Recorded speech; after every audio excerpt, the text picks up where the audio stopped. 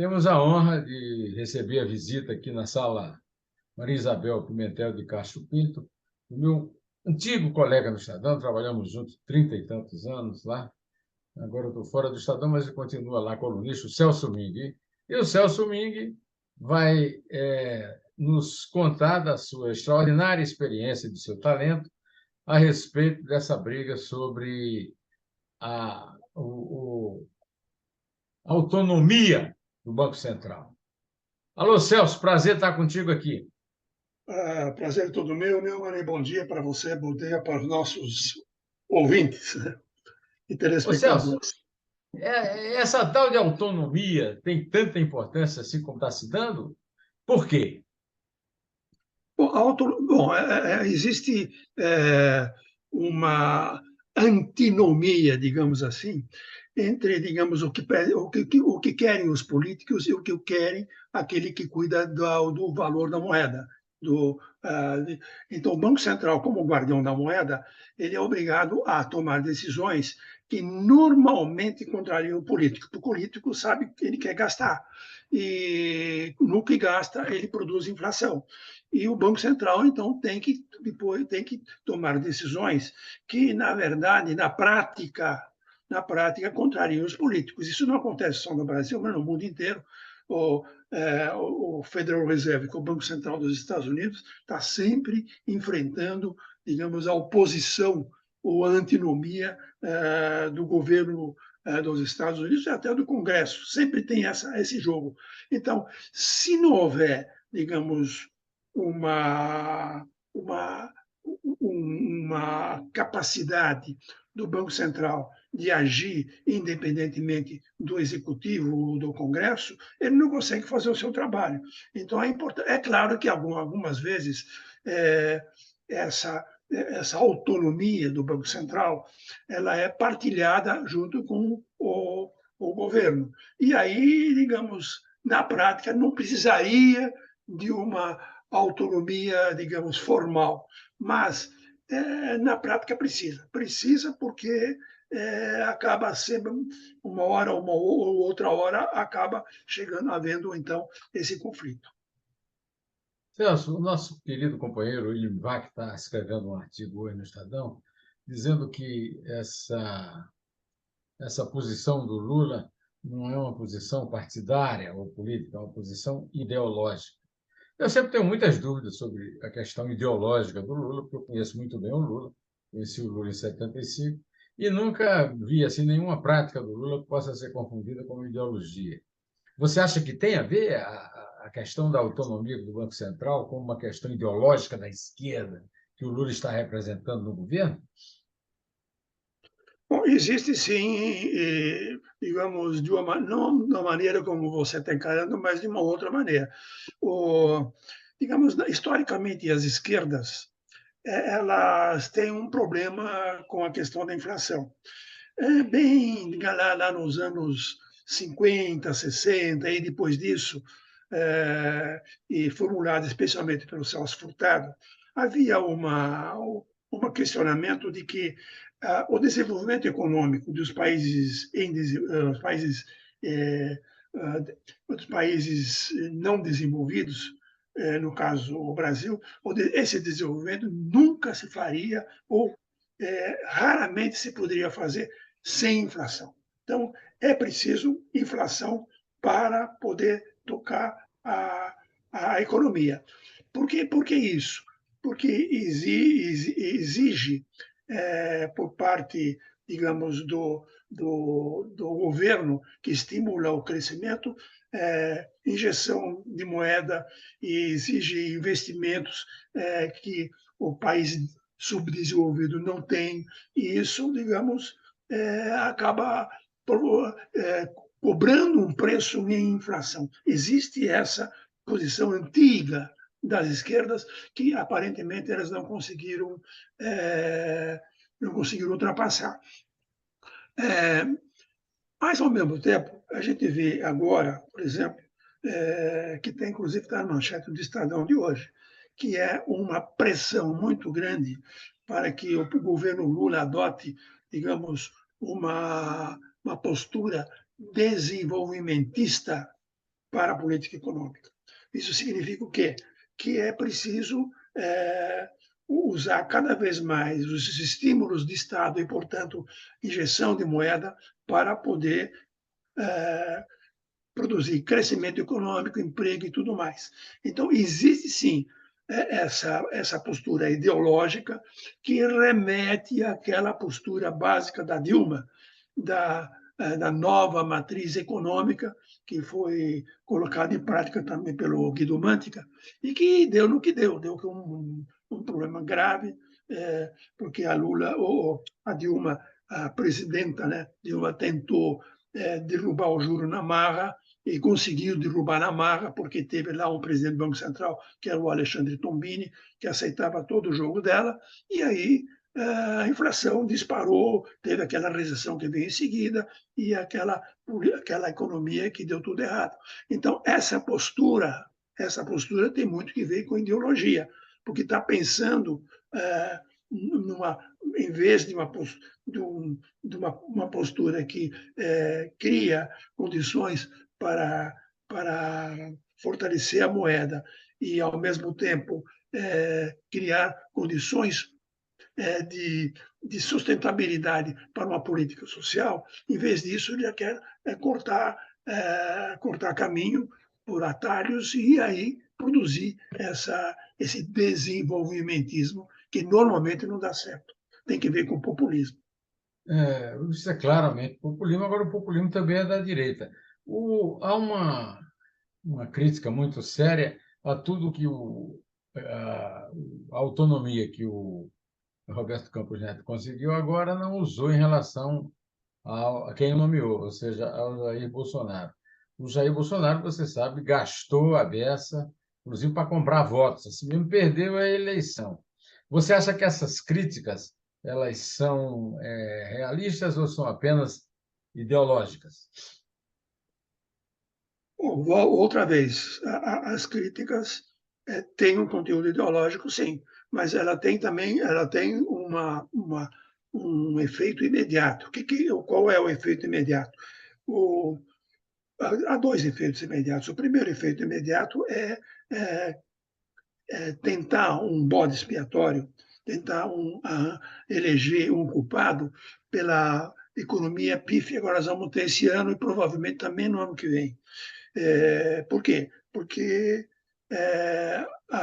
é preciso, o governo Lula está gastando mais do que pode, não tem uma âncora fiscal e com o rombo fiscal que está aí, não só exige que o Banco Central tome decisões para fazer o contrário do que o governo está fazendo, isto é, tirar dinheiro do mercado, aumentar os juros e para poder cortar a demanda. Então, o Banco Central está fazendo o contrário, tem de fazer o contrário por uma questão de mandato e por uma questão também de ter que cumprir a meta inflacionária, a meta de inflação, que é uma meta de governo, não é a meta do Banco Central. O Banco Central tem que cumprir a meta de governo que foi decidida lá atrás pelo Conselho Monetário Nacional. Então, como o Banco Central está tomando decisões que conflitam com essa postura desenvolvimentista do Lula, então existe essa primeira coisa. A segunda coisa que eu vejo aí é que o presidente Lula está tentando camuflar os problemas dele e elegendo, digamos, Um bode, um uma bode, vítima. um bode expiatório. Lembra um bode Um bode expiatório. expiatório. Lembra do Jânio, que queria fazer as coisas aí, não conseguia, e atacava a briga de galo, corrida de cavalo, biquíni na praia, essas coisas? Porque para desviar a atenção do principal ia criar um falso inimigo para tentar colocar, digamos, os objetivos dele. Então, isso que eu estou vendo agora com o Banco Central. O Banco Central fez um pouco de vista grossa para esse mesmo, porque a meta fiscal não foi cumprida nos 2 últimos anos, certo, certo? A meta de Sim, a meta inflação. fiscal, nem a meta fiscal, nem a meta de inflação foram Inflação, cumpridas.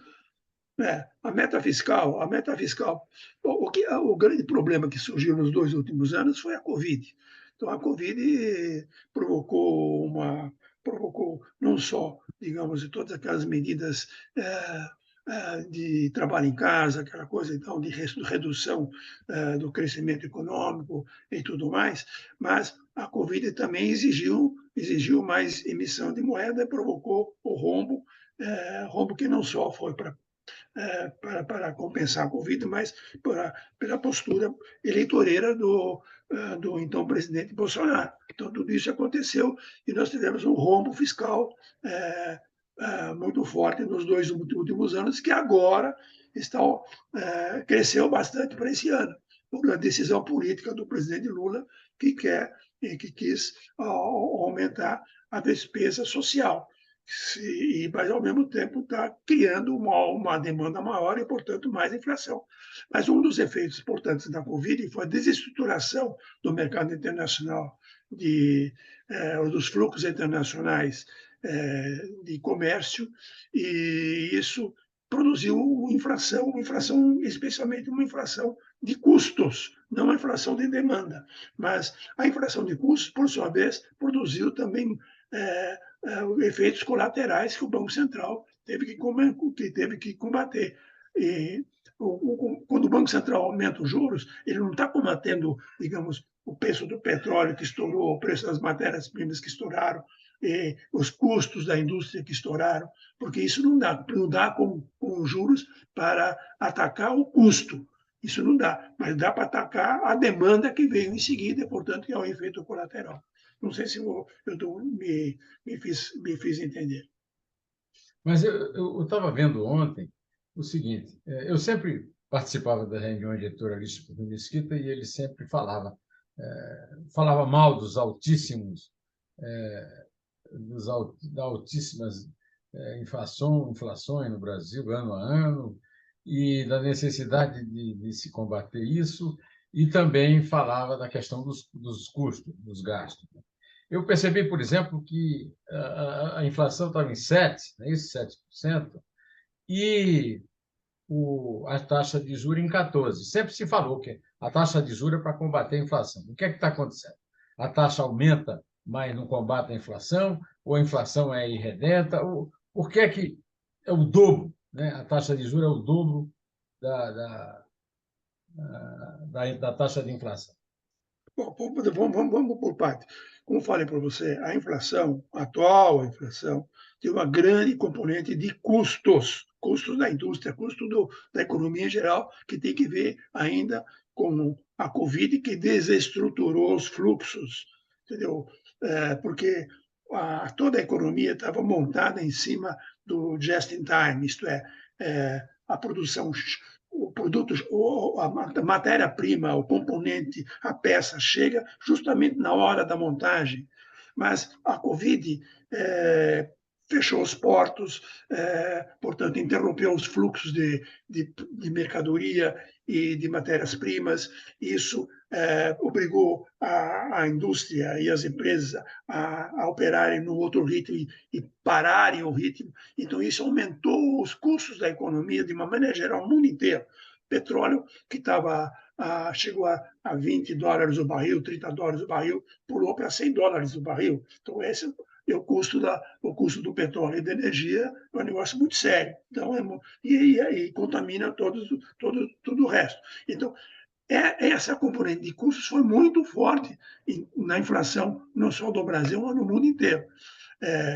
E aí que não teve que ver com a política de juros, teve que ver com esse aumento dos custos da produção.